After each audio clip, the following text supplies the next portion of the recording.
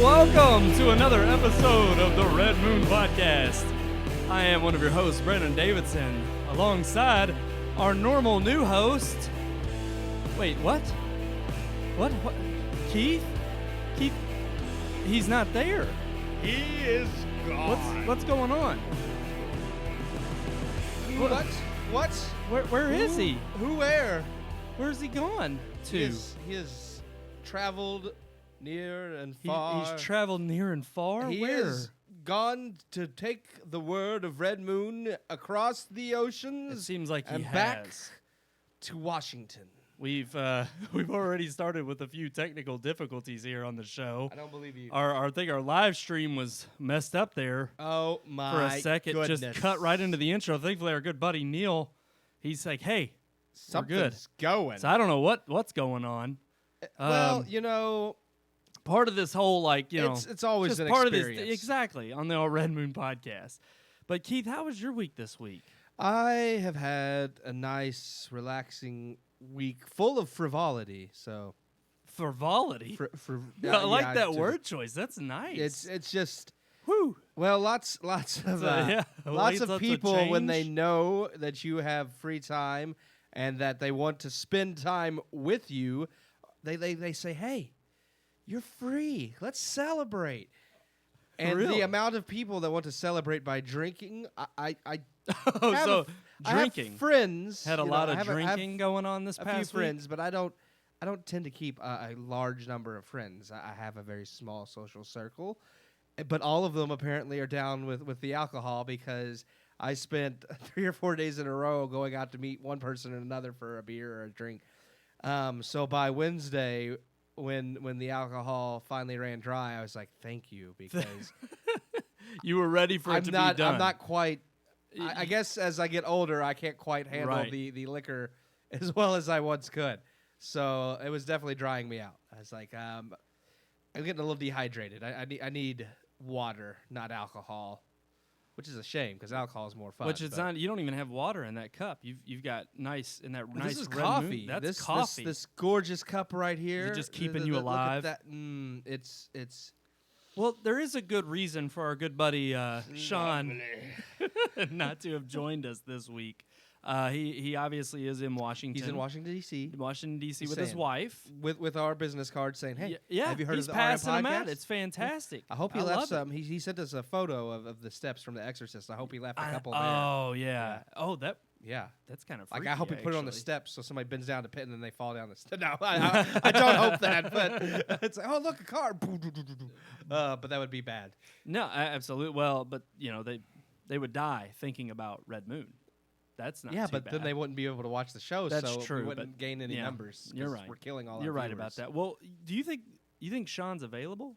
Do you think we should? I think Sean, he's so dedicated to this podcast. Yeah. That he refused, anytime someone leaves the show, something bad happens to them. They always are murdered in a graphic way, and he fought off, he went to those steps there where The Exorcist was filmed, and he said, "I will not die. I am a part of the RM podcast," and he fought off ghosts and spirits and demons just so that he could talk to us, even if he could not physically be here. And that's dedication. So, are you saying that you think I think he if is you call- I alive? think if you we call- we could call if him. you call him, Let's call him. Let's see if he'll Call answer. him, and he will answer. Let's try to. Let me see if I got to find his number here. There he is. You call him, Let's give him a ring. he will answer. What if he doesn't? It's like Roy D. Mercer. You think he'll answer? Hello. Oh, right off the man, bat, there he is. Is this our normal new host Yeah, How's it going, Sean? You're in D.C. of Washington? I am. How is it The, up there? the How District of is Columbia. Washington? Mm. It's pretty nice. It's raining, Oh, Oh, wow. really? but It's not Yeah. raining had a here. little It's bit of a actually rainy day. beautiful up here. Oh. It's 70 degrees. That's because Washington D.C. even makes God weep. Yeah, yeah. I just got done eating at a place that sells a Prez Obama burger and a Michelle melt. A Michelle A melt? Michelle I want a melt. Michelle. I want a Michelle melt. Amelia got the Michelle melt. Was Yeah. it good though? Did she like it? Did it you taste like like it? false promises?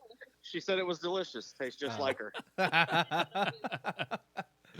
Well, Yeah. Sean, are you've seen a lot of I guess historical markers in DC. You've seen The Exorcist. We saw that picture. Have you seen any others throughout the city as no, far we as with regards to film?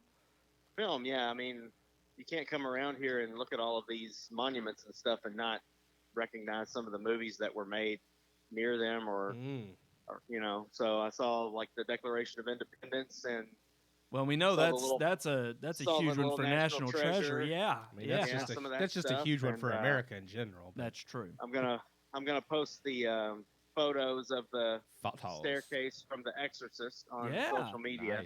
Nice.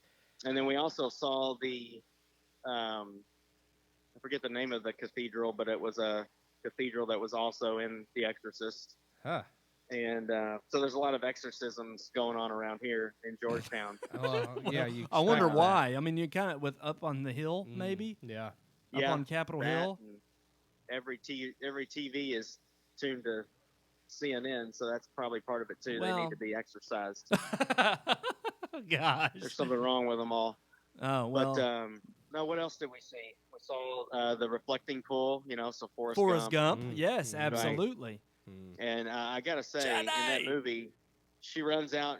Jenny runs out into the reflecting pool, and it's up to her waist, and it's like an inch deep. Like there's not Oh, so it's there's not, not that even big, yeah. a couple. No, there's not even a couple inches of water in that thing. So Huh. it must have been more full at one time, or either that, or they didn't use the real Well, reflecting I pool. was gonna for that say I've movie. seen they didn't. They actually shot it at a time when the pool was empty in the fall, and it was like Ah. fall or winter, so the pool was actually not full at all of any water, and Oh. they shot the crowds in the front like you see, and then they layered those onto the Yeah. shot and duplicated it, and then added the water digitally, and then of course the water that you do see in the movie up close whenever they're actually hugging in the water. That's Yeah. actually them on a sound stage somewhere that they built for that pool. Cool. So yeah, Yeah. movie magic. How about that? I know it.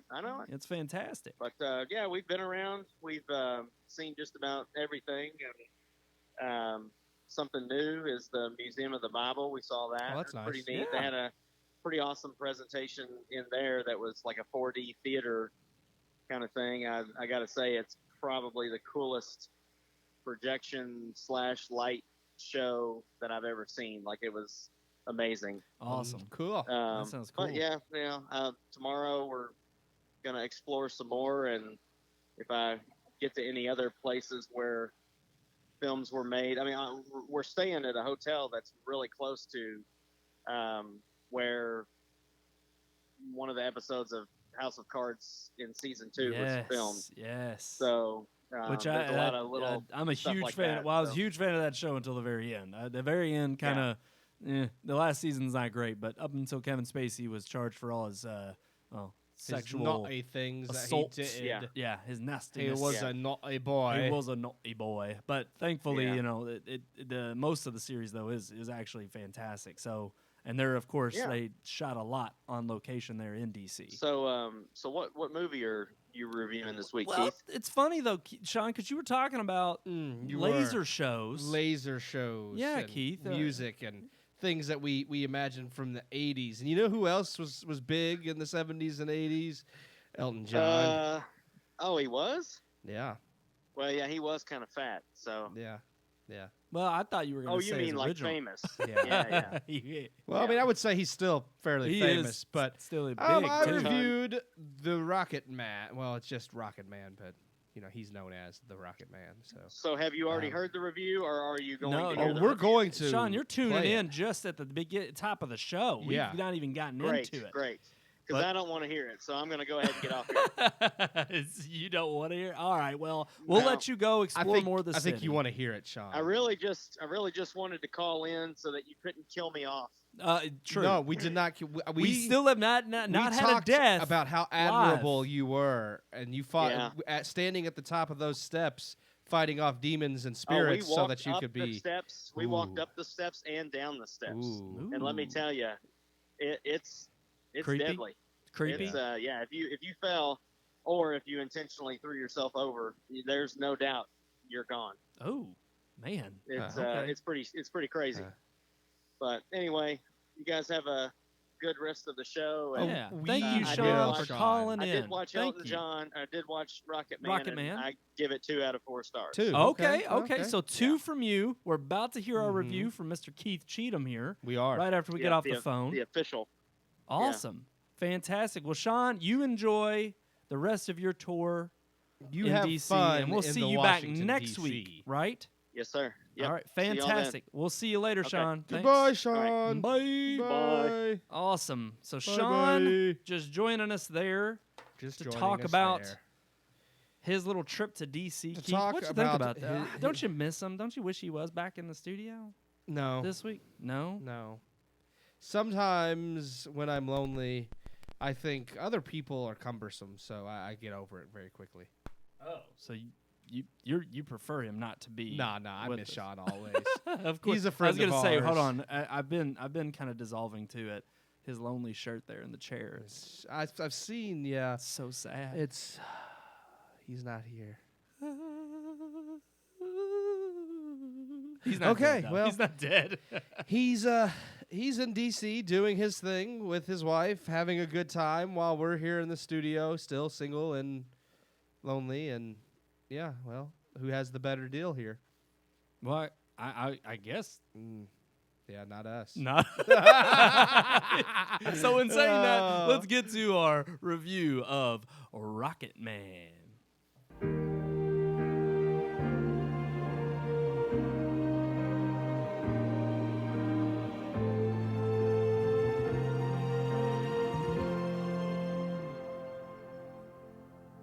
Amongst fame and celebrity, many who make it big often spiral out of control into self-destruction. The biggest movie stars and singers often have tragic tales. Some meet tragic ends, others see the error of their ways, but all thought themselves larger than life. So is the case for Reginald Dwight, or as the world and history will know him, Sir Elton John. How do you tell the life story of a man who lived bigger than anyone and made it out alive? Elton John lived his life as if he were always putting on a show. He was flamboyant, extravagant, and filled with energy. So too is the film that tells his tale, Rocketman. Starring Taron Egerton as Elton John, the movie starts with Elton in rehab, where he begins to tell of his life as a child, immediately breaking out into his song, The Bitch Is Back. This alone sets the tone of the film, and it's brilliantly vivid and fun. To tell the often insane story of Elton John, director Dexter Fletcher decided on a more whimsical approach, or as the marketing for the film best described it, an incredible true fantasy. And that's exactly what we get. The story of Elton John told through the lens he himself saw his life through. Does it make for a completely historic film?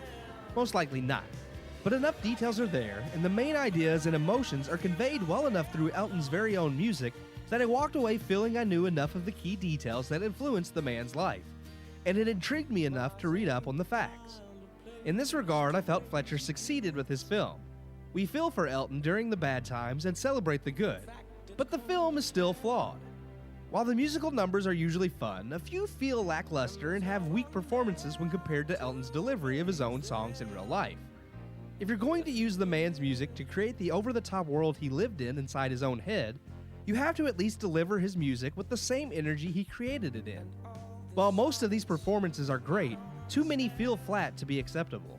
Just as the film fully embraces the energy Elton based his life around, it also does not shy away from the addictive lifestyle he lived. Nor should it, as these things are facts about his life. However, the film doesn't necessarily condemn this lifestyle either, which I found troubling. Elton John's health was greatly affected by his use of drugs and lifestyle, and while the film depicts this, even showing Elton John coming to terms with the fact that if he does not change, he will surely die, I never felt like it lends gravity to the fact that Elton was so close to death's door and barely escaped. Instead, the film feels as if he's saying it's okay to spend a life partying if you grow up enough in time. You won't have to suffer any consequences. While I don't feel this was Fletcher's intent, I just don't feel there was enough focus on the severity of Elton's actions. Instead, where a lot of attention in the film is focused is on Elton John's sexual orientation. Elton John himself was very adamant that his homosexuality played a major part in the film. He did not want the movie to shy away from it in any way. As with the drugs, I can concede that this is a fact of Elton John's life, and as such shouldn't be skipped over in the film. However, there is a difference in avoiding the subject and showcasing the subject when it has little bearing on the overall plot. Many of the sex scenes and excessive focus on Elton John being gay felt unnecessary, and only there to push an agenda rather than to add to the man's story. You don't have to be graphic to get a point across, and it played such a little part in his overall tale it just felt pointless. The movie itself is fun, and Taron Egerton does a terrific job portraying such a legendary singer. Elton John's music has always been fun, upbeat, and huge, and it makes sense his story should be the same way. Sadly, it's dragged down by unnecessary distractions and a story that tries to have a moral lesson but fails. I give Rocketman 2.5 out of 4 stars. Welcome back! Yes, 2.5 out of 4 stars. That is my review of Rocketman, which has actually received a lot of fanfare, a lot of favorable reviews. Yeah. A lot of love from critics. Say a lot of people have been, it was skeptical, right? I mean, for one, everybody's calling this year's Bohemian Rhapsody because it comes so closely after that one. Like, it's just so people were kind of like, do we need another one of these? But then it got a lot of buzz at the early film festivals that it started showing. Maybe because I like Queen as a band more anyways. I enjoyed Bohemian Rhapsody more. This was not bad. I really, really actually did enjoy this. I had a lot of fun watching this movie. I loved the whole, like I said, like the musical aspect, how like the trailer said, the true fantasy. And I mean, it kind of was very blatant, I felt like, in the trailer, that showing, that this wasn't going to be just a typical biopic. They were going to kind of play to the fact that Elton John has always been, this larger than life character. I mean, that's how he lived his life. That's how he put on his shows, as just as flamboyant and over the top as he could. And the movie tries to reflect that in the way that throughout the film, dispersed is, of course, like his songs that are sang by the cast, right. Mainly him. And I mean, I thought that was unique, and I actually enjoyed that. I think that's an aspect Sean actually he discussed it a little bit last week because he saw it before I did. Yeah, but I think that's an aspect he actually didn't like, but I actually thought it added, just because it just felt right for Elton John. Like there were things that, like, through the story, like the songs I felt matched like the tone of that part of the movie. It matched like the emotions and what he was going through. So I felt like that fit. I mean, it just kind of was a way of telling his story without straight up showing his life. It was just like, okay, we could show parts of his life and then go into this song that kind of expresses what he was feeling during this time in his life. And I thought that was unique. Does it provide you with maybe all of the facts of his life? No, not necessarily. I'm sure things were tweaked and changed as they always were. Even Bohemian Rhapsody, the band itself, Queen, admitted that things weren't exactly the same, but they knew that going in. Yeah, they were okay with that, because it's at the end of the day, the film's still got to play. That's why it's not a biography; it's a biopic. Exactly, and you've got to. I mean, come on. Okay, for one, a lot of these guys, they have interesting lives, but these interesting lives are told over the span of like 20, I mean, they're 30 gonna cherry years. pick all of the So they're going to cherry pick the monumental moments, and then they're going to cram 20, 30 years into 2 hours. Yes. So you have to have some liberties with some of the historical absolutely. Historical moments. Yeah, and I felt if you're a fan of Elton John or have always just enjoyed his music, you're going to like this movie. I mean, like I said, I love Elton John's music, so I enjoyed that part of the movie.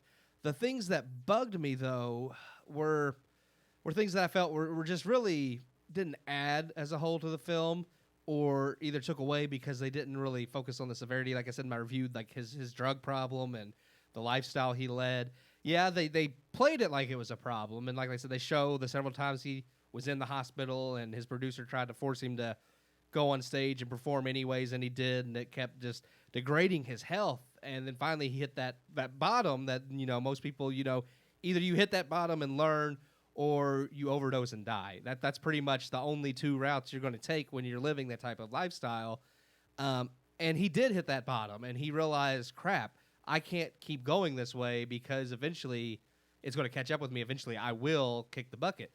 I mean, well, and so in that aspect, it's like, well, you're gonna do so much drugs. Well, you can only, I mean, it's like you live that rock star, which Your that's what I did like so about much. Bohemian Rhapsody too, though, with Freddie Mercury and it kind of showcasing his lively. I mean, and that's what you get into with a lot of these people who have everything. That's only 2 routes you can take. You either finally hit rock bottom and learn from it, and in Freddie Mercury's case, it was too late. He had already, partied. So whether from drugs and shared needles or from him being homosexual. Either way, his lifestyle led to what caused his ultimate demise, even though he had already learned from it beforehand. It was too late. Elton John got out in time to stop from going down, such a terrible path as far as the drugs killing him.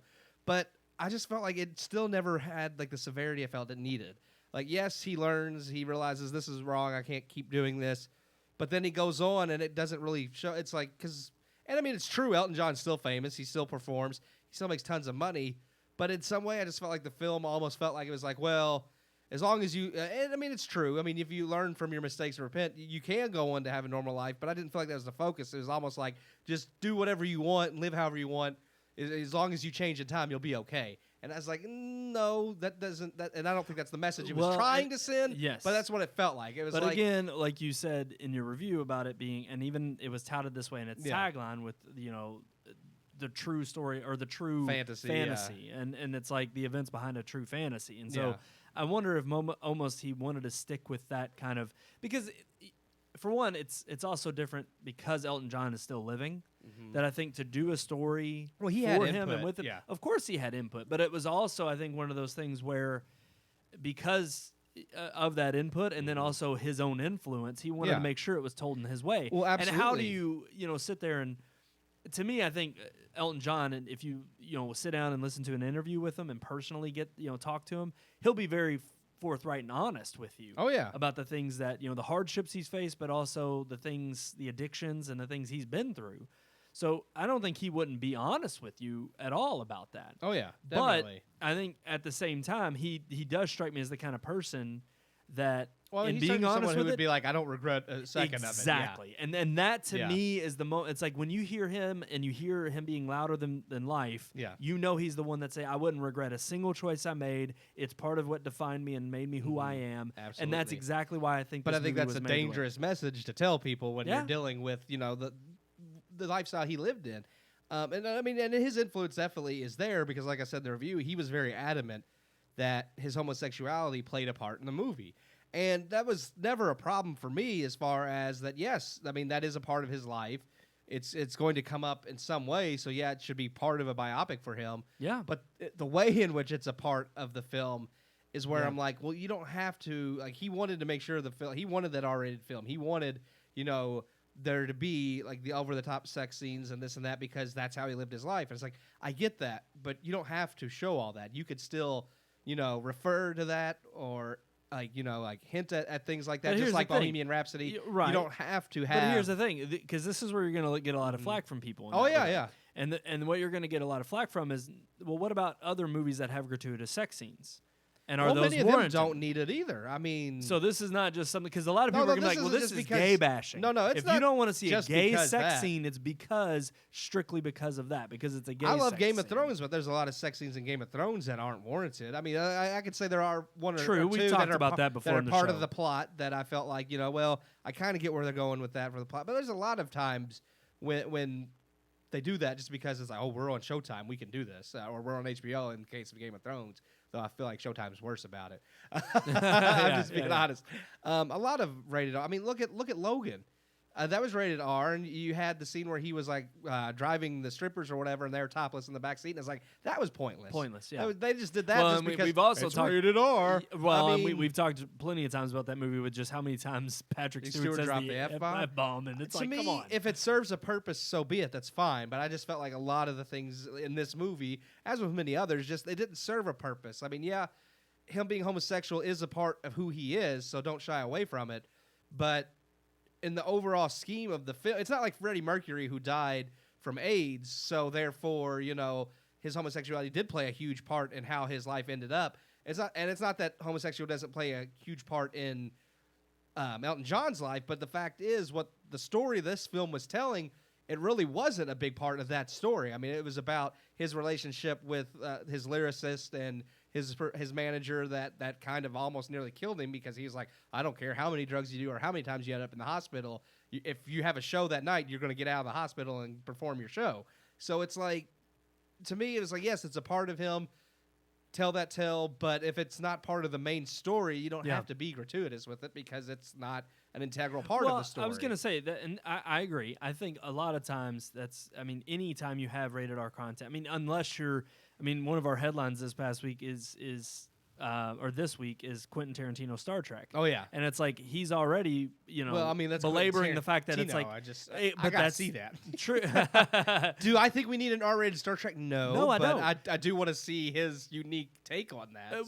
And that's kind of the thing. It's like when you walk into a Tarantino film, you know what you're going to get. Exactly, you're going to get a yeah. lot of swearing. You're going to get a lot of drugs, and that's kind of that's Tarantino style.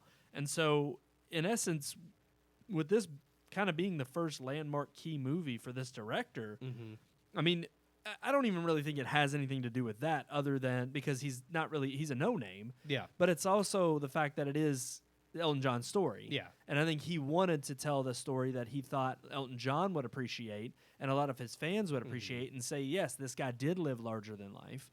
And I think in his mind, it's like, if Elton John wanted homosexuality in the movie and wanted to push it, he was like, I'm not only going to just put it in there, we are going to have these sex scenes to showcase, because obviously that's... And again, are they doing it more so, too, because they kind of understand that notion that putting it in there, it's the shock and awe factor, that they know they're going to get attention, all the more reason because of it being... this over-the-top sex scene, this gay sex scene that you wouldn't get in other places or you wouldn't see. And it's like, for them, I think that's how they look at it is, oh, we're pushing the bar. And you don't see this in other... It's like other people are acceptable with straight sex scenes, but not gay sex I can say this. It makes sense in the fact that Elton John being a huge LGBTQ activist, it makes sense that, the movie surrounding his life in some way, I guess, should be too. I can concede that it's like, well... It is in line with the man's viewpoint and what he himself would push. So I can't argue against that. Yeah, definitely. Which maybe, and all the more reason, it would have been, I guess, released in June, with Pride Month. It's not... It's like... I give it 2.5, not because I thought it was a bad movie at all. Like I said, I was entertained by it. I just felt like there were certain things really... I feel like I said, Bohemian Rhapsody, I felt like did a better job. Even it didn't do a great job, but it did a better job of at least showing that, the lifestyle Freddie Mercury lived was a dangerous one. And I feel like it's not that this one doesn't say it's dangerous. They want to, but I feel like they just don't. They kind of give it a half-hearted, like, this ain't a good idea. But if you have fun doing it, you could still survive it. Yeah. Yeah. So, but worth checking out, you would say. 2.5. Well, definitely. This is if not you're, a if you're 2.5 Elton John pass fan, you're by. going to love it. Yeah. Yeah. So it's definitely. Definitely. But you would say Bohemian Rhapsody, is it better? I enjoy Bohemian Rhapsody more. I do feel like, just like with like the musical numbers and the cinematography, I do feel like this was a better made film. Oh, okay. I feel like the message. See, that was my only problem with Bohemian Rhapsody. Yeah. is I didn't mind it, but it was straightforward. Yeah, and there was nothing new. Yeah, and it's like, other than the last scene with them at Live Aid, it was kind of like... I can definitely see why critics are praising this one way more than Bohemian Rhapsody. Right, because of its take on Elton John and also its interesting angle of how it tells his story. Yeah. Okay, awesome. Well, 2.5 out of 4 stars. You got it there for Rocketman. Keith, before we move on to our headline this week, our topic of the week. Line of heads. The line of heads, I must say... Well, I miss Sean this week. I do miss Sean. Look at his chair. Let's go to. Oh. It's gone. He's not dead though. I'm not dead. I'm just away in DC. Yeah, that's Sean. That's Sean. Yeah.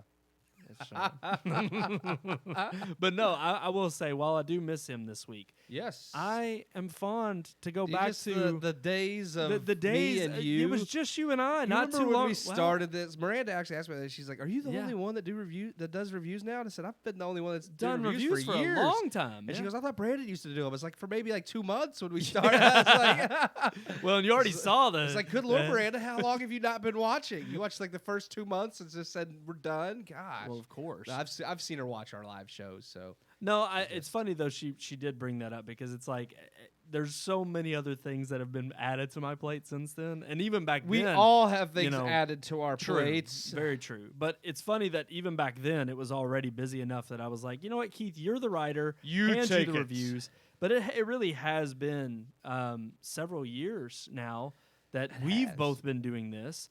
But I mean, Sean now has been a significant part of the show for, I'd say, the last 2 years. Yeah, I mean, we've done it. We're going into what, the 4th year? Yeah, Yeah, 4 years we've been doing this. Man, It's that's crazy. That's epic. And I so love the it. fact that we it have is to have, just we have to do us something two huge right now. for the It's- 5th year. The 5th anniversary is going to have to be epic. I guess live wasn't epic enough. Well, I mean, that was good. But now what's next? But now we're going to have like ladies popping out of cakes and who knows what. Oh, whoa. Yeah. Why not dudes? We're turning Why aren't R-rated. you- Well, I you mean, want dudes is We fine if just you're had into that. Rocketman. I mean, I'm I'm not saying. I'm just an equal. I just want. Oh, okay. Have one cake with the lady and one cake with the dude, and Actually, everybody I will think, be happy. honestly, we have to have cakes with all types of oh, diversity. man, this is gonna be a lot of cakes. It's a lot of cakes. You're gonna have to have like one for each gender and one. Well, I mean, if you do one for every gender that exists Yeah. now, I mean that's like 26 different genders, and then you Yeah, have to. we got a then lot you of have cakes to get. And then you have to do And then one you of have to every find a race. bakery that's going to supply Yeah, all these cakes. yeah. Do we have Z and Zer bakeries? Yeah, we need all of that. I mean, come on. And then you have to have one for each race too. So then you have to have like 26 different white people, 26 different African Americans, 26 different Asian people. I mean, It's a lot. It's gonna be crazy. It's quite a bit. I don't think. And then you have to break. Do you break it down further? You can't just say Asian. What if you have to have one of each nationality? You have to have one Japanese, one Asian. Chinese, one. I mean, the same thing with white people. You have to have a British person, an Irish person, a Spaniard, a German. I mean, you get crazy with tons. this, and I'm overthinking this, but I'm just thinking. No, that I would think you're be- right. That'd be insane. What you're We explaining couldn't to fit me that right many now. cakes in here at all. No, and you're telling me right now that we're not ready for the 5th year. We're not. We're not. We're not quite there yet. We'll, That was spiraling out of control. But I mean, I was just like, man, that's a lot of cake. should we just move on to our topic of the week? What's our topic of the week? Our topic of the week. I looked at the notes. Yep. And I have to tell you, Yeah. What we are don't you have a lot of thinking? headlines this week. No, there actually. I was very surprised. I was going through. I was researching. I was looking up our Screen Rant, Variety, Hollywood Reporter, all the normal sources, and I'm telling you, there was not a lot of going on this week. Tarantino's Trek being art. We already kind of discussed that. You Yeah. know, it is what it is. I say let it be. You know, like let them fight. Let Tarantino make his R-rated I was gonna film. say honestly, it's only And Hollywood because, releasing duds doesn't surprise. They've been doing that for years. It's just this year has True. been really bad. Well, and that's the one we're gonna hit on the most. That Yeah. It's that one right there that we're gonna Yeah. talk about. But, But, I mean, I am will say with interested- Tarantino's remake or, Yeah. or his rehash of what Star Trek is, here's the thing. It's funny because it's like if he didn't have the legacy he Oh no, does definitely. on film, People would murder yeah, I him. wouldn't would really too. care because then it's like you're tarnishing this legacy of Star Trek. My thing is, I love Star Trek, and yeah, if anybody just came along and was like, "Let's make it an art," I was like, "No, that's not Star Trek." But because it's Tarantino, and I know who Tarantino is, I'm like, you know, I can kind of separate that. It's like, you know, Yes. this may not be part of everything else that's Trek, but a Tarantino Trek is still something interesting enough that I want to see it. Yeah. So I'm yeah. the same way. I feel the exact same way. So I'm just like you. I'm like, hey, bring it on. I'd love to see. Let's do it. Let's do it. Well, wait, but it's in writing. Yeah, It's being written. We'll He see what hasn't happens. officially signed on yet, so we don't know. But yeah. Paramount's not real. They're all over the place with the Trek they're franchise fickle right now. So, they you are. know. They're trying to get anything to save it, to save Yeah. the series, Yeah. and maybe that would work. Who knows? I mean, the other I'll reboots tell you did what, well. the but- Picard series. I mean, I haven't watched any of Discovery because I'm not paying for CBS All Access. I Yeah. just getting into streaming services now. Which yeah, that's yeah. our big topic. But well, not our big topic. there are other ways I could watch Discovery that I thought about. I just haven't really had the time to devote to that to a new series. But then when they announced that they're doing the Star Trek Picard and that. Oh man, it's Patrick Stewart. Sorry, Yeah. I forgot his name for a second. With that, he's coming back, to play an older Picard. I'm like, you know what? I'm still not gonna pay for it, but I'm gonna watch that series. So, Yeah. Well, interesting.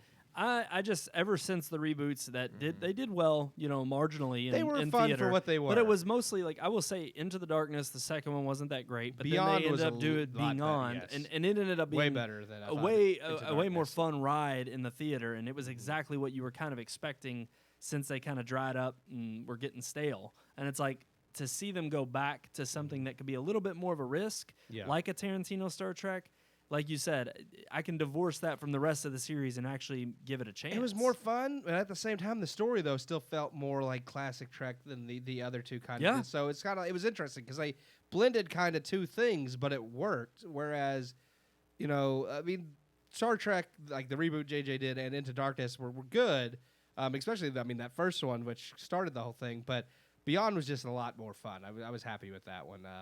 Which is interesting because I believe was that Justin Lin who had done Fast and Furious. So, yes. So yes. That was him. Yeah. I mean, and that was the thing. He made it a fun ride. I mean, he made it his own, and it was unique and fun, and that's what I'm saying. Like, let Tarantino do that, And if you don't like it, that's fine. You could toss it out and only watch the Star Trek you want to watch, but But okay, so moving you also brought up streaming. Yeah, you brought up streaming. It's not our big topic of the week, but it is kind of interesting that AT&T is talking about charging a little bit more than what other new streaming services are that are coming out of the woodwork. They plan that theirs is going to be the course. Netflix killer, which everybody is. That's what they want. Apple wants to be the Netflix killer. Will they? Probably not, But then again, it also a lot of them are undercutting Netflix to do that. Yeah. So you got Disney Plus coming out at $5. We're not undercutting anybody. We're going to be so damn good. You're going to pay more for us. Yeah, well, now it is including HBO, Cinemax, which is and smart. Warner Brothers Home Entertainment. Yeah, absolutely. So I mean, with that alone, you do have some heavy hitters there. It's a good move. I mean, that alone, paying, because HBO is like $17. Isn't it $15 a month? That's like $16. I mean, for it's HBO Go or something. It's already like $15 for any of those. If you want HBO, Showtime, all that, you're going to pay $15 a month for each one. So to have those wrapped into AT&T service already is tempting. It's like, I don't watch anything on HBO anymore now that Game of Thrones is over. But if there was something that I did want to watch, it's like, well, why pay for just HBO? Pay $2 more, pay for AT&T, and get all of this. And they're even talking about DC's streaming service is already looking at getting the axe because it's not getting enough subscribers. Yep. But that's owned by Warner Brothers. So who's to say they're talking like some of those shows? Maybe they get lumped in. They could just with some of which what I think is the they've smart already move created. to begin with. Yeah. It's like Disney's streaming service. They're not making a separate Marvel streaming service.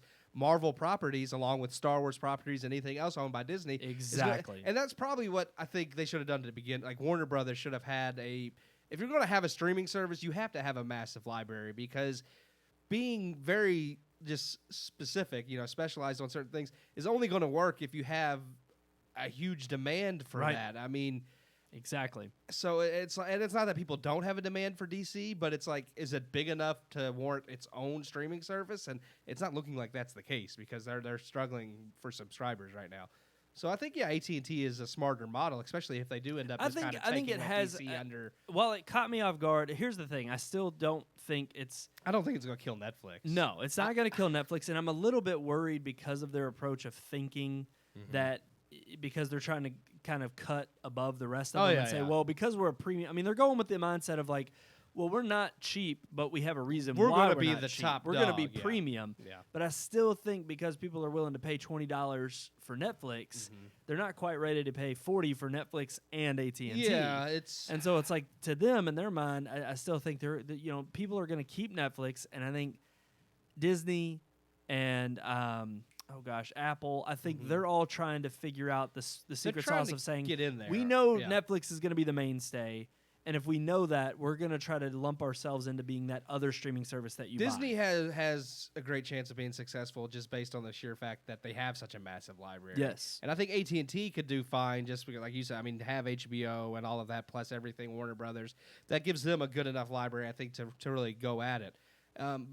But yeah, I'm not real sure about Apple yet. It really is going to depend on what they can get. So yeah, and I was going to say, I know everybody's trying to do their own original stuff, but it seems like Apple, that's all they have is original. They have Spielberg. Yeah, don't remind me. They have Spielberg. That's all they need. But the thing is even with Apple having just original content, maybe that's all they need, and maybe. It could be if it's original content that's good enough, it warrants the price tag. And if you know that you're only going to get something every so often, but that it's quality, again, it may be worth lumping that in with like an. If Apple had released this 10 to 15 years ago, I would have been like, oh hell yeah, let's go at it. But their last few years have not been as innovative, exactly. It seems like it's tacked on. I'm a lot more skeptical of things Apple does now than I used to be. Yeah, it's almost like anymore their innovation rests in money grab, and let's this will make us a quick buck. So if we do that, then we'll definitely be keeping up with the Joneses. Yeah. And that I'm not too, like you said, I don't think there is much innovation there. I'm not too keen on what they're providing, but again. I'll see what I just content feel they like offer. used to, they fully thought they had everything fully thought out before they Yes. released something. Yes. Now it's like, oh, we came up with this idea, let's release it, and then we'll just make it better with each No, new it's not even that they iteration. came up with this idea. It's like we're going to Or we're gonna take the take this idea from something and we're going to refine it. Yeah. And they always talked about refining anything, but even still, But then it it's comes like, out and it's not as it doesn't do all the things that right. It's not quite the Yeah, refining that yeah. they used to do. They get there if you wait 2 or 3 generations, or and they then it's just like, cancel it, like AirPower. Like you the know? Yeah. Apple Watch now is the Apple Watch I felt like Steve Jobs would have released upon I don't know upon its release. yeah, it's like I feel like Apple Watch now is what it should have always been, but Right. it took it till Series 4 to get there. right. So Right. So moving on. Okay, I guess it's funny because we were all over the place with that. That, but I mean, was, it fit, that was a big headline there. But the one headline I really wanted to talk to you about that I'm very the interested one that in it really does intrigue me. I'll be honest. is reboots and remakes. They're not doing so hot at the box office right now. It is looking like Dark Phoenix is doing terrible. Well, Secret Life of Pets 2 is doing terrible. which that one should not be. It shouldn't be. That's It's the an animated surprising feature. thing, It's yeah. kind of surprising. So with those two right there in the bottom tier, and what's the one that's coming out this weekend? What is it coming out? There's a big one that's coming out that's a remake or a reboot. I don't know. I'll I know have to- Secret Life of Pets just came out. I'll look it up because it's projecting to be even worse than Dark Phoenix. Oh man, that's terrible. And which no. Oh gosh, it's Men in Black. Oh, So Men in Black yeah. is International's releasing. Wow. It's already scoring as the worst in the series on Rotten Tomatoes. But it's looking to be the worst release gonna of be all honest in the with you. series. The first trailer they released of that, I thought this looks like it could be a return to form. I did too. Subsequent trailers they've released, Not so much. I have mainly because after the first one, the series really went this route of being a lot goofier and being more like they kind of toned it down for kids because they knew kids really like the first one was meant as a film, not necessarily for children. It's just an adult film. I mean, it had adult humor. It was PG-13, but they knew kids watched it and enjoyed it, so they did what they do with a lot of series like that, and they kind of dumbed it down because they already knew they were going to attract that child audience. And this one I thought was going to get away with that. Like they were going to go back to more to form. And then I saw some of the later trailers with like the little bitty alien, and he was in the first trailer, but I thought, okay, he was just like a small part. No, it shows him like kind of with them throughout different parts of the film. So I was like, oh no, if he's going to be like following them around, like he's going to be that annoying little pest like Jar Jar When I Binks. saw that, I was like, oh man, this may not be that. Yep. This looked like it might still follow some of that silliness, and I'm like, I hate that because the original was so clever. Yeah, no, I completely agree. Now, here's the thing. With that being the case, And that's the case You're with a lot already- of remakes and sequels. exactly. Yeah. I was going to say, you're already kind of putting forth your opinion on just Men in Black in general. Yeah. So with remakes and reboots, I mean, because we saw kind of a renaissance where I thought we were having a lot of remakes and I mean, we just reviewed Godzilla, King of the Monsters, which yeah. I guess you could say is not. It was okay. It's not a remake or a reboot. Well, I mean, it is a sequel. It's a sequel, but the original that it's a sequel to, the 2014, Well, that would be like a reboot. that is a reboot. Yeah. And so with that being a reboot, it's kind of like but that one kind of started off But that one was it good. was good. Well, And we've seen a lot of Star I think Trek. it goes down to like what we've said so many times is it depends on the quality of the film. It's not necessarily that remakes and reboots. You just lump them together. You don't have to say remakes and reboot. It's just reboots. Reboots are terrible. It's not just that those are bad and sequels are bad in general. But when you make like, if you do it really well and it's a good movie, people are going to respond to it. When you make it terrible, it's almost like it's twice as bad because you already are wary of it because it's a remake or a sequel, and you're like, man, will it hold up to the original? And then when it doesn't, or when it tarnishes the legacy of the original, then you hate it that much more because it's like, man, this was nothing compared to the. So you immediately are like, oh, this is a cash grab. Yeah, And the only reason they made this was just to make money. So off yeah, of it. definitely, I think remakes, sequels, reboots, they could definitely, if you don't get them right, eventually people are just going to get tired of the whole thing, just like with the live-action Disney films.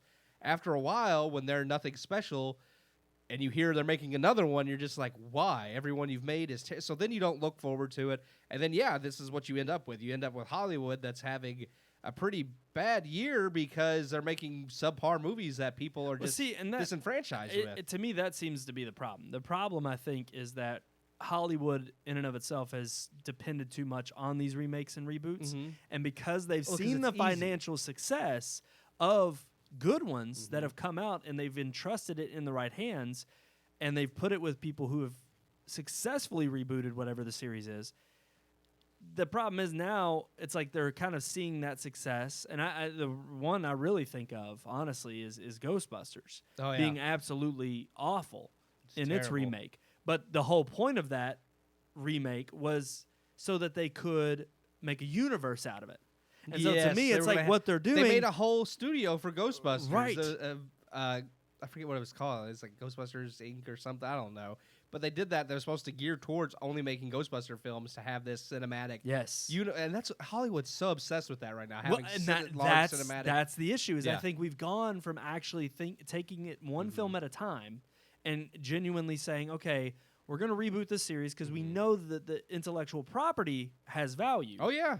But instead of just focusing on one movie at a time and making sure that each one is quality and not just a cash grab, they're already starting out because they saw what Marvel did. The problem is Marvel had tons of material within the comic books themselves. Well, they took the time to do it too. They didn't just say, "Well, this is easily going." I mean, this is all Hollywood's thinking about. Show me the money. Oh, he got it. That's what they want. That's what they want. He got it. I didn't even hand it to you this week. We've been waiting for it. That's what they want. They want the money. And when they see, Men in Black is a recognizable franchise that was popular. Ghostbusters, Godzilla, the Disney live action films. They know that the nostalgia factor is going to kick in, and people are going to get curious and go see it because they remember watching those when they were younger or loving the originals. But then when you don't deliver, you make that... It falls flat. Yeah, people they get that much more angrier, and they're less likely to come back and see more. Okay, it does two things. To me, it tarnishes your own legacy because, for one, you tick people off who are fans of the original. And they don't want to see that remake. But then you also, the other problem that you have is that the whole point of these things are to generate new audience members, especially young children, to say, oh, yeah, I love that movie so much, I'm going to go back and watch the cartoon. But when the parents are turned off by it, and then you have the kids who are probably like, nah, it wasn't that entertaining because it wasn't like, the animation style and the colors that pop up on the screen. Because you could get away with saying, it's just eye candy for kids, and you have the depth there for parents. But if you don't have that in these live action films because the kids are not entertained, because it's just like any other movie they may turn on, you end up falling flat. And you end up having this problem of like killing the legacy that you created and the nostalgia that it was supposed to be built around. And that's just the Disney reboots and remakes. But never mind all these others else, that are ultimately caught up in this cycle of, now everything's got to have these huge worlds. Well, a lot of them miss the point of what made the original so great to begin with, like the RoboCop reboot. Yes. Like completely missed everything that people loved about the original. I mean, the some of like the camp and the shtick that was in that, which was a commentary on big business and a lot of the events happening at the time. Yes. They completely like left a lot of that out and just went for the pure action movie. And it's like anybody can do an action movie. That's not, why people loved RoboCop. It was everything else that made it unique and different from other action movies. That is why you loved it. So, I mean, and that's how they are with, I think, every other remake. Like Ben-Hur. It's just the remake of that was just a generic revenge story. It wasn't the same Ben-Hur that won 11 Academy Awards. It's like when you miss the point of why people love the original, you're not going to make a good remake. No, and it's going to fall flat. I think once you make that decision to remake something that's a classic anyways, you've already missed the point. It's like if you think it's a good idea to remake it, then you never understood it to begin with. Absolutely. I couldn't agree more. Yeah. I could not agree more. Absolutely. I mean, that's pretty much our opinion then. Our opinion. Our opinion really kind of falls, I don't know, almost in the middle. It's like we were happy with the reboots and the remakes, but now because the companies, and production houses have become too dependent on them to make money off of, they really have lost the point. And so they've lost our interest. It's true. So with that being said, Keith, are you ready to move on to our unique weekly segment? Well, I suppose I am. You are? I am. I think let's move right into it. Moving right along. Multimedia.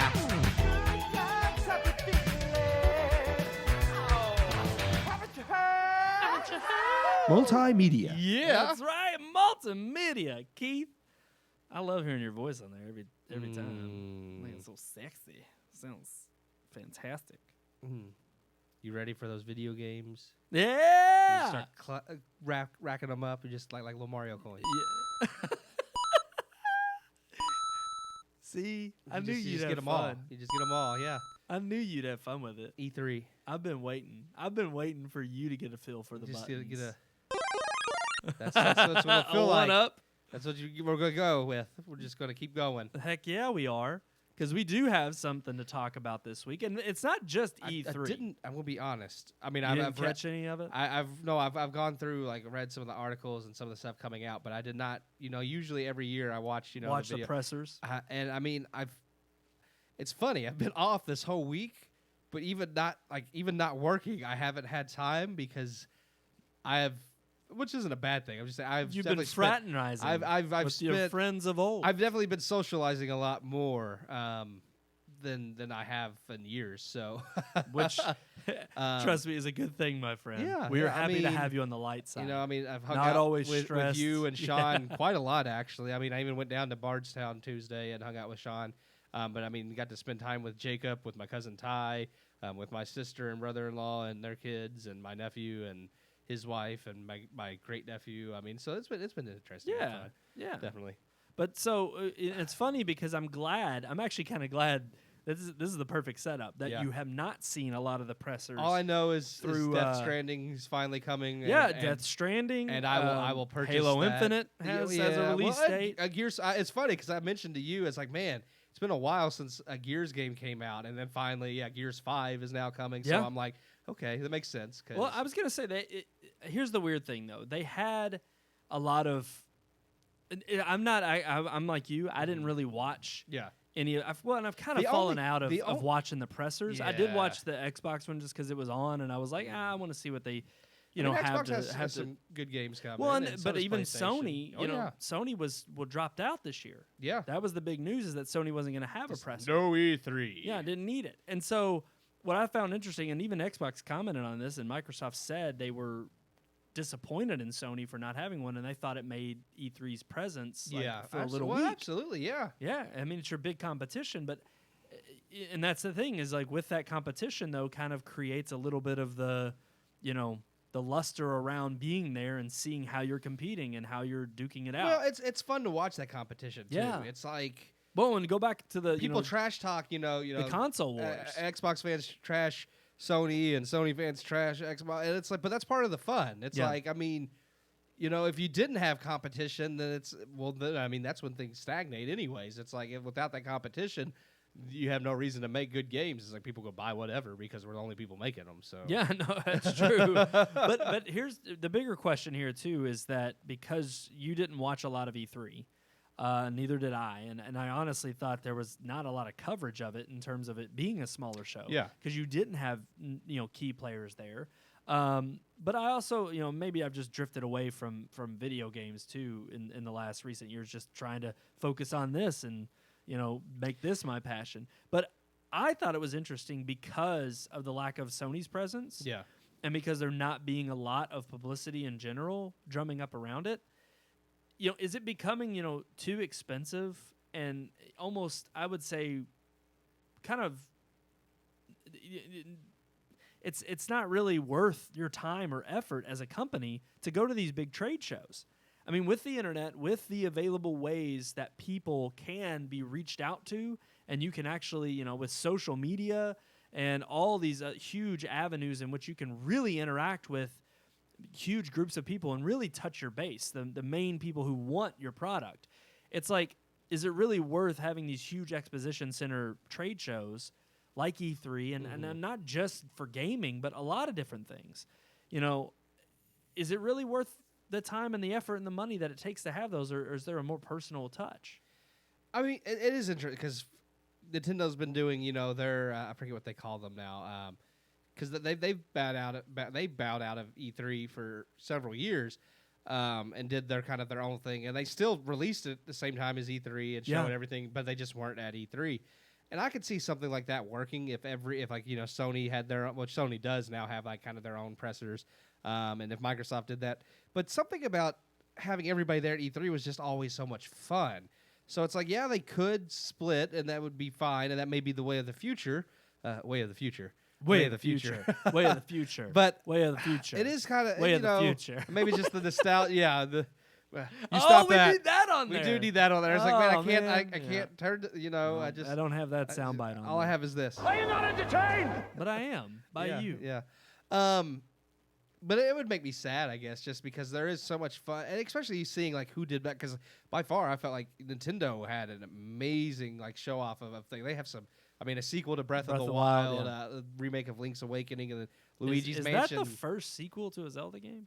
Link's Awakening? No. Breath of the Wild. No, because Link's Awakening was a sequel. Okay. And then, of course, Link to the Past had the newer one on the DS that just released, Link Between Worlds. Oh, that's I got a direct you. sequel Okay, too. I got you. But it is not. It is more of a rare, especially for such a big release like that. It is very rare, but it was so huge and so popular. I mean, I get why they're doing it. But they've actually had a showcase of really interesting games. I felt like compared to some like Sony. But again, and Xbox. okay. I'm glad you brought up Nintendo though. But even they have their Nintendo Directs. Yeah. Where they really release it huge wasn't- information throughout the year, and they do it quarter. I think it's I want quarterly. to know why Keanu Reeves is Big Boss now. You know what I'm talking about? No, Okay, he's not. Big Boss. He's not. But He's I mean, not okay. big, but he you came look out at, on the stage. You look at this photo from Yes. Cyberpunk. You got to with show it up to your camera. with the Show metal. it up. I saw that. I didn't know what it was when I first yeah, saw yeah, it. Show 'em. But I mean, with the metal arm and everything, It does look like I saw that and I'm like, is we're getting Metal Gear Solid 6? I mean, Yeah. I'm like, I It'd don't probably know. be better It was just than 5. It was just very evocative of that when I saw this. I saw this photo before. Okay, but I was just and like, even having him there, Oh, even yeah, no, having that's a Keanu Reeves, huge it's thing, like yeah. it's a huge thing. But it was like, are we going back to the days where it's like we got celebrity appearances to try to sell our stuff? Like, is it part of the whole? well, the Norman gimmick Norman behind Reedus is it in Death Stranding. Death Stranding. So is I Lee guess they- Sado. Well, they needed. I guess they Well, wanted yeah. Keanu Reeves, Well, man. okay, I don't know. That's not the We're problem. gonna No- hire actors to play characters in our games now. well, yeah, no, and they would. Well, that's what he is. He's in that game. That's why he was Exactly. on stage at E3. I know. Yeah. I know that. And but I'm saying like. Oh yeah, I mean, with big name actors being a part of a game, but the thing is, Death Stranding is not having presser events where they're That's bringing true. out Norman Reedus and Lee Sado No. and Mads Mikkelsen. They're not bringing them out to parade them. They're showing well, the no, gameplay I mean, and they're with showing the Cyberpunk, story. You know, they and were, it sells it. It was definitely like, hey, let's bring out. They're definitely using Keanu Reeves as a selling point for that game. No doubt, no Yeah. doubt. But that's my point. Is it's like with these kind of conventions, you need to have that presence there. I mean, it's the same reason why you have Comic-Cons where they bring Oh, the yeah. celebrities. But the main thing Comic-Cons have going for them are panels where you can go and talk Well, they to have, them. yeah, And they obviously have they don't have that huge- with games. As No, much, so. or you just don't have it at E3. That's Yeah. not what it's for. E3's it's Well, a it's boutique. to show off It's a the- showcase. all And the is it new really stuff, yeah. worth it now to have these types of events when you have ways of reaching your base and reaching fans? No, I mean honestly, if quicker you, and Like I said, if faster. you could do like Nintendo Direct, I mean, honestly, it's not. I think I think that's E3 why is kind of Sony a- made the choice not yeah, to go. I think out this year. it's definitely a dying thing. Like I said, it'll make me sad because they were so much fun. But I think when you can do Nintendo Direct and Sony now has their own, I forget what they call theirs, but they have their own little where they announce things, and Microsoft can easily but make even one. Sony, and I'll give them credit here too, even Mm-hmm. though some of their fans may be ticked about it, but even Sony stopped doing it was PlayStation Experience. Yeah. But it was like the 3rd annual, and after that, this past fall, they were supposed to have the 4th, and they said no, and we're not going to have it this year. And a lot of people were like, well, why not? And they said, well, to be honest with you, there's no reason for us to. We have a lot of games in development, and because of that, we're going to, we're going to give you information as information comes out about those games in development. And if we don't have anything new to add, we don't want to keep stirring up the pot and getting people hyped up, and also having our software companies pretty much have to develop things just for these shows, and it puts them further behind their deadlines. It's true. Because they're trying to make these appearances at these big trade shows. And it's like, to me, I find it more productive to say Before for the age- longest time we've yeah. had problems in the gaming industry in general.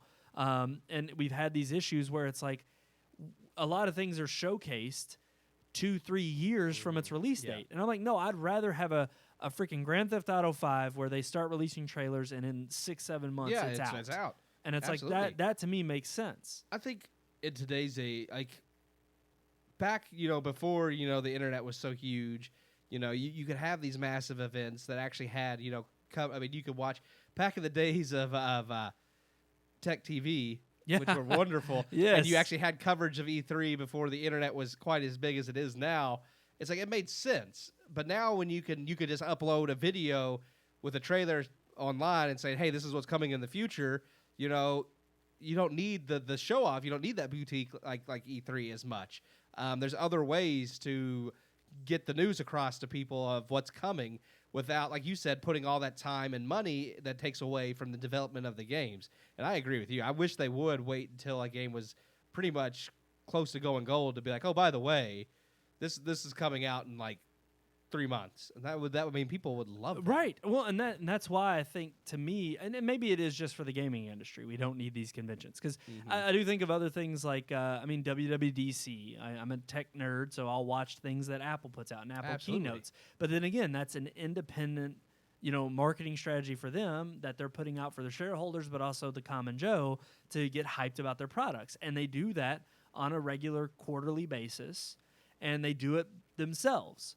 And it's to sell only their stuff. Then you have other things that are just a bunch of third parties, but they're more for, organizations and corporations like NAB, which is the National Associations of Broadcasters. It's like they come together and they have these big convention events where all these different vendors come in and try to sell their production equipment. Yeah. And it's like, so for that, it makes perfect sense. But for me, and I remember when I was younger and I wanted to go to something like E3, and I'm looking at the price tag, and I'm like, holy crap, I can't afford to go out there. And even if I could, it's only like 3 days for, to be out there. And then back then at least there was some hype about all these different that was really the only way you could learn about all these types of games and everything that was coming out. But then, like you said, turning to the internet, finding the content there, it kind of made it worth my while to just go on there and find it. Yeah. Watch the whole E3 on the interwebs. That's right. So what do you say? Conventions? No conventions? What do you think? I think in general, like I said, conventions are fun. And I mean, I think like Comic-Con is coming nowhere close to dying off. But I do think E3, we're seeing maybe the beginning of the end with when people start pulling out like that, because it's not the only place to showcase, at least like with the major, like I could see it maybe staggering on with game developers like Bethesda and Activision. They're going to be like, yeah, we can come in and showcase our stuff, because they don't quite get the attention that even Sony them, or Microsoft did. But I eventually see them going away, because they'll say, well, why do we need to pay this much for a booth and this presence at this one place when we can really just throw up a YouTube channel and get all of our fans in the same boat, and we can do it from our own offices with our own equipment, and we don't have to pay all this money. It's like cable television. Its days are numbered. Its days are numbered. Cable television's days are very numbered. There's a reason why they call them cord cutters. Okay. Oh, yeah. All right, guys. I think that's going to do it for this week's episode. Yeah, Man. it's very good. Yeah, just the two of us. Just two of us. We got any emails?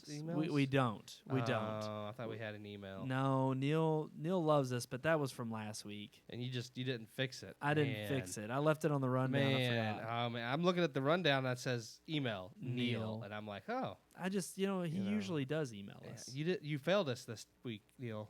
Yeah. You know who's never failed us? Our fathers. That's right.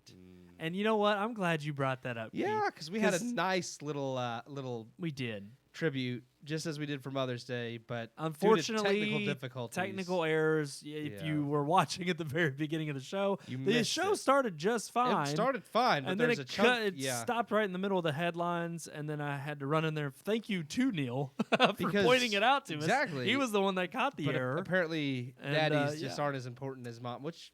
People are going to get pissed at us. They're going to think that, Well, some might not. Some will be like, yeah, down with the patriarchy, I'm just saying. No, true. Who's Father's Day? But I mean, no, but I do. I'm very grateful for my father. So happy Father's Day, Dad. Happy Father's Day to all those fathers out there. We wish we could have paid that little tribute to you.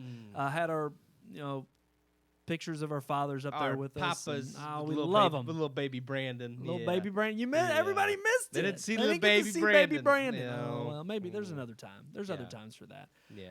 But you know what? maybe our dads don't love us like we love them because they don't email us, Keith. They don't. They should. They should. I don't Maybe know. maybe they're so old. They just don't know the email address. No, I have even issues. then he'd probably just have issues. But we could tell him the email address. I mean, maybe they figure out, it's just what we got here. Hold on. Podcast. I gotta throw it up there. There it is. Throw it, get it right in there. RMPodcast at redmoonproductions.com. Wow, that was beautiful. Beautiful for spacious skies. We got that coming up soon. Oh, yeah. Good old 4th of July Good is old coming. 4th of July. We do have some interesting show dates changes coming up in the coming there's going to be a weeks. few mixes here and there. So stay tuned for that. The annual lake trip. The we're gonna have trip some stories from to that. Boston for Neil's wedding. Mr. Neil Singleton's I wedding. mean, there's some things popping up in our schedules, and it makes the show. It's going to be more unique. But I mean, we have to change things up a little We'll bit. change things up, but you know what? We're still gonna be here weekly. Weekly. We only got one show where we're taking a vacay and we're going to enjoy it. I'm going to be on here that week. You're going to be on here? Somehow, some way. Somehow, I'm some gonna find way. it. You're from Boston. We'll just live stream from our phone or something. We'll We just will. say, hey, We here will. we are. We got to let people know Here what we we're up to are. in Boston. We should do it in the cigar lounge. Oh, that's a Like, here great we are. We're idea. just- welcome to the RM podcast where we could just smoke smoke drink and relax and take a look. Usher our buddy Neil into the world of holy matrimony. Yeah. Yeah.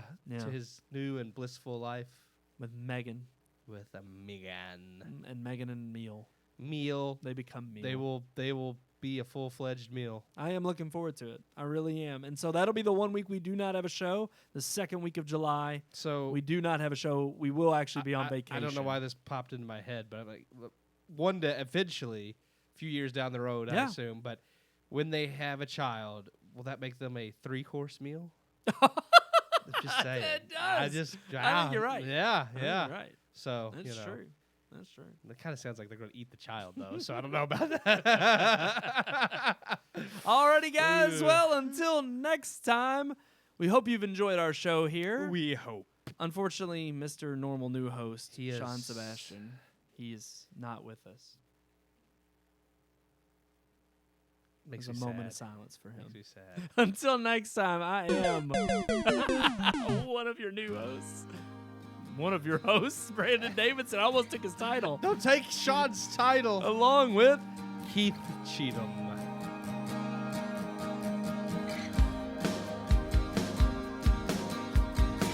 We hope you enjoyed this week's episode. For more reviews, previous podcast shows, and everything Red Moon, visit our website, redmoonproductions.com. You can also like us on Facebook or follow us on Twitter by searching for Red Moon Productions, LLC. We'll see you at the movies.